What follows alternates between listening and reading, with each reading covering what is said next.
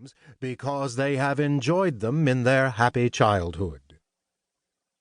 To document his case, the mayor contrasted his city with New York. At the beginning of 1873, Philadelphia had 134,740 buildings, of which 124,302 were dwelling houses, some 60,000 more than New York, and this despite the fact that the population of Philadelphia was less than 800,000, while New York's was more than 1 million.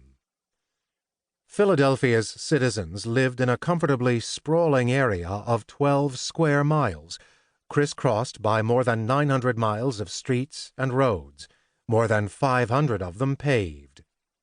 The city boasted 10,000 gas lamps, more than 1,600 schoolteachers, and more than 80,000 pupils, more than 34,000 bathrooms, most of them supplied with hot water, and more than 400 places of public worship.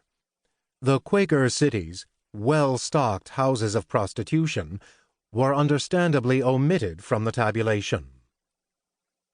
Of all the cities in this nation, Philadelphia is preeminently American, the mayor continued after indicting these figures. Its characteristics and customs, the habits and peculiarities of the people are essentially American. If a foreigner were to ask me where will I find a real man untouched in his character and nationality by the ever-drifting tide of emigration, domestic and foreign, and with no taint of provincial narrowness, I would say, go to Philadelphia. And there you will find just such men and women by the hundreds of thousands. Having prepared this eulogy to the city, Mayor Stokely made his plans to get out of it. Shortly after the 4th, he would leave for Long Branch, a fashionable watering place on the coast north of Atlantic City. The mayor would spend the entire month there and return to the city only for brief visits to attend to urgent business.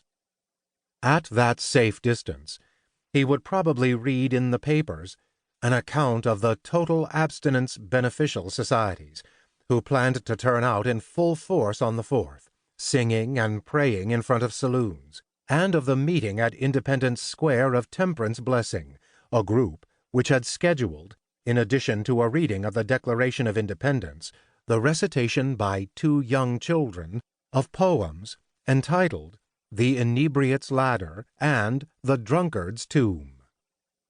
He was also likely to note an advertisement which the advocates of prohibition frequently inserted in the Public Ledger, a newspaper run by the mayor's friend, William V. McKean. It drew attention to buttermilk, the great summer drink, and provided an address where that refreshing beverage could be obtained.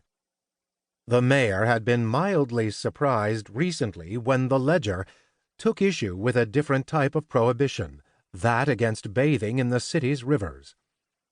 Only a few days earlier, when city police arrested 21 persons in the Schuylkill, the paper had come to their defense, stating that bathing and swimming were good exercise, and that there ought to be as little hindrance to them as possible, especially as the authorities had failed to provide the means for those who had no facilities at home.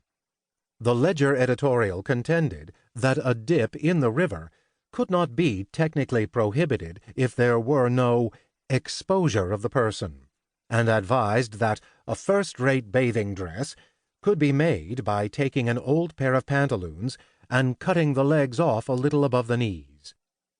In the same issue, the Ledger printed a notice from Police Chief Kennard H. Jones, in which he declared that the ordinance prohibiting the firing of crackers, rockets, and other fireworks would be rigidly enforced during the holiday weekend.